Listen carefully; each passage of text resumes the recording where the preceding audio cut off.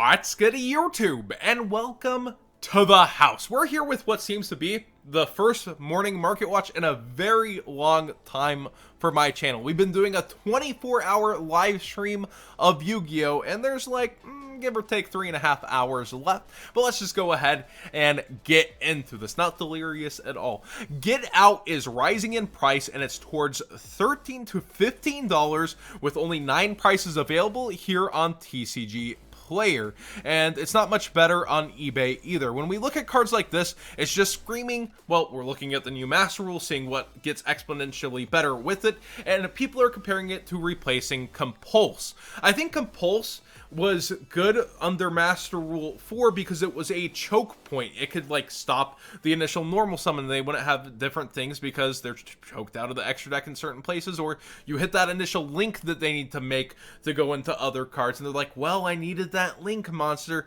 Get Out is more responsive to plenty of different typings. It can go for a Synchro and an Xyz, a Synchro and a Link, the combination. You target any 2 monsters your opponent controls that were special summoned from the extra deck, shuffle them into the deck. So it does take care of them without destruction, gets them off the field. People are feeling this, and it's very obvious. Also, when cards like this go up, I start to look at Trap Trick. It is similarly going up in price. The ultra rares themselves going from, you could get them at $5 just a bit ago, towards $6, and only 39 prices left. This is pretty alarming for something out of the 2019 Megatons, as we're barely not yet to 2020. And on eBay, it's looking like even more, and very quickly. So I would consider your copies of Trap Trick. This is a card I usually think then say that it's better to get sooner than later, using that TCG Player link in the description down below, costing you nothing extra and supporting the channel directly. But at the same time, don't pay hype prices. If it's not in your budget right now, maybe wait a little bit. Buyouts are going to be rolling throughout the season, as we have experienced. Masquerena refuses to go down during the winter season, and even more alarming, ever since the sales, the Black Friday sales on TCG Player and Cyber Monday, a whole month later, Masquerena still doesn't meet eBay prices, and eBay prices continue to go up to meet it. Now, I did see this weird listing. It's like $20, but then they want to charge you some specific shipping. Maybe that's why the seller still has their Masquerenas up. But we then see a Japanese version, and then towards $35 and quickly rising. So now no longer available at $30, $32, towards $35, it seems, for her. I think Masquerena isn't going to get a reprint until the next Megatons, most likely, and a lot of people are feeling that as it's out of Chaos Impact, and they have plenty of other sets like Rising Rampage, Savage Strike, Dark Neostorm to reprint cards out of for the sets before, and it seems very safe that you'll still want to play this even under the new Master Rule heading into the WCQ. Players just want to have their copies, and even then, you still have 3 to 4 months to play with her, even if you think you're going to move away from Link Summoning in general. This quick tag out effect, remember how good quick tag synchros are? It's the apex of Links and their ability, and I think you'll want to have access to it. Seifert actually, still chilling around 30, and almost the rest of this set just falling out is pretty freaking awesome, though. Masquerena really holding her own as an ultra rare. Short prints will do that. Madolche Pudding says Chocolate a la mode is the next in the rolling.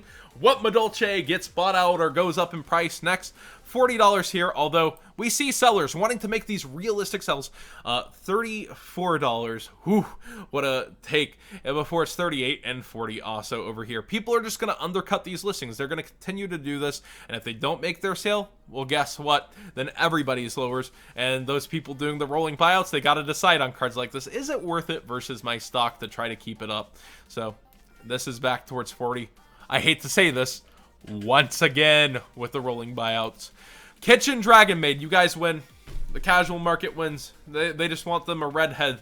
$44 over here. I can't take it anymore. I can't deny it. It's crazy. We see a $32 copy. It is in the quotations by Zangoose with his weird listings. Then we see 40 and 45, and it's all crazy. People are going to keep listing lower, and they're going to keep selling. People are very invested, or they've waited too long. I heard so many people say they wanted to get this for friends for Christmas. I just do not like it. I don't buy it. I think it's a terrible investment. I think it has to go down. Really, the waifu tax, is that real? Really? Well, Dragon Maid is going up too. along with the kitchen. It's just gonna happen. Nurse Dragon made here towards 25 instead of 20.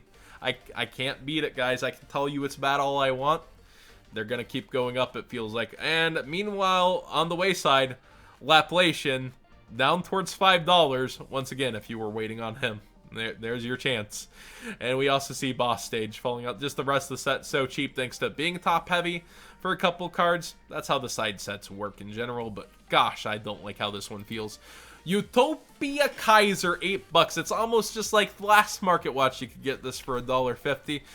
Anything that goes with Master Rule 5, and it could be something.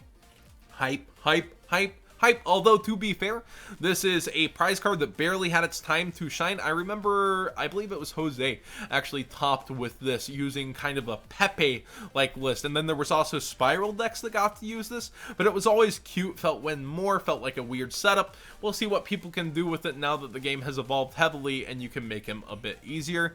$8, I don't know if it's deserving. I feel like it'll fall back to around 5, but this is just that Master Rule 5 hype. And yeah, you see, it definitely does go up in price. Dark Ruler no more. This is very interesting. We talked about value displacement in the 10s, and if this goes up, people will want to rip those 10s open. $4 now instead of $2 over on TCG Player, and it's still towards $3.50 before it heads towards $4 after a long while on eBay. So definitely a bigger spike over on TCG Player as people go for this.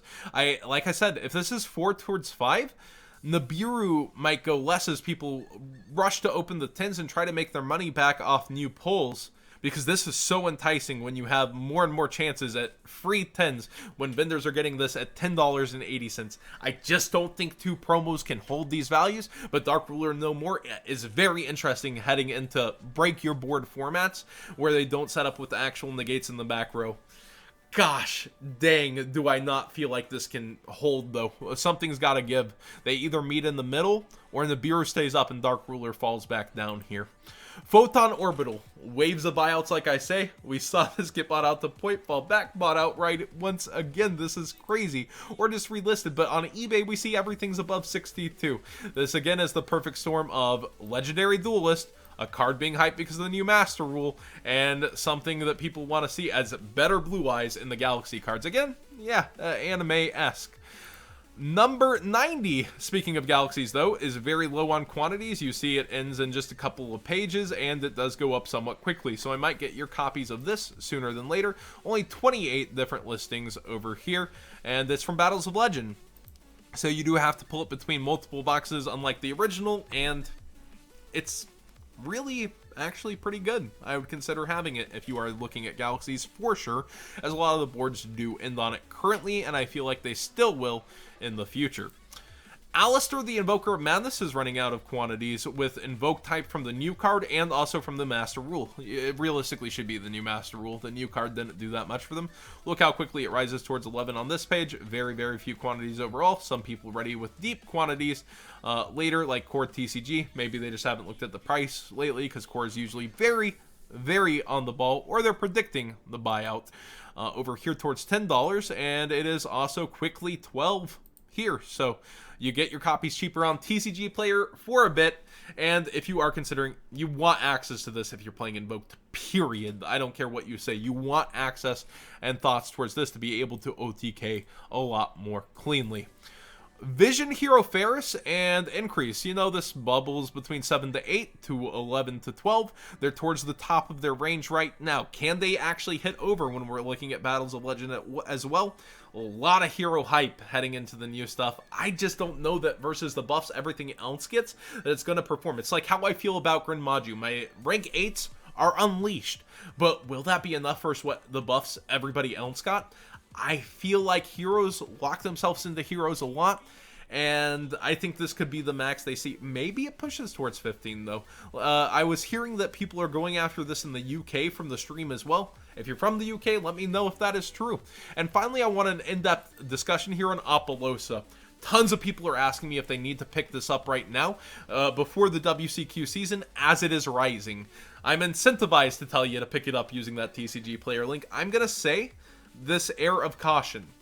I do think if you're going to play through the whole season, it's smart to have, But think of every Battles of Legend so far. The one of in the extra deck selling through the season is what they put on that cover or slap as a sales target. Crystal Wing Synchro Dragon, Boral Sword.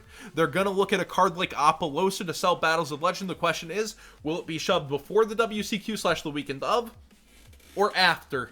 Where is it going to be? That's the game with Konami this time, as they put it after last time in the slots. And I really hope they look at the past in the sales and put it before the freaking WCQ and give the reprint there. But if they want to give Rising Rampage some holding value because it's one of the only cards selling that set, well, they just might do it after again. And it could even appear in the March set. But I think Battles of Legend is where the dice rolls and this lands. You're questioning the WCQ, you probably get it sooner than. But again, do keep that air of caution in mind about Battles of Legend, especially if you're balling on a budget. Thank you guys so much for watching today's Market Watch live with chat. Please like this video if you enjoyed the discussion. Subscribe if you haven't already, and do use that TCG player link when shopping. It helps me so much to not depend on YouTube's ad revenue, and we know January is where we're headed. Definitely don't want to keep relying on that. Thank you, everybody.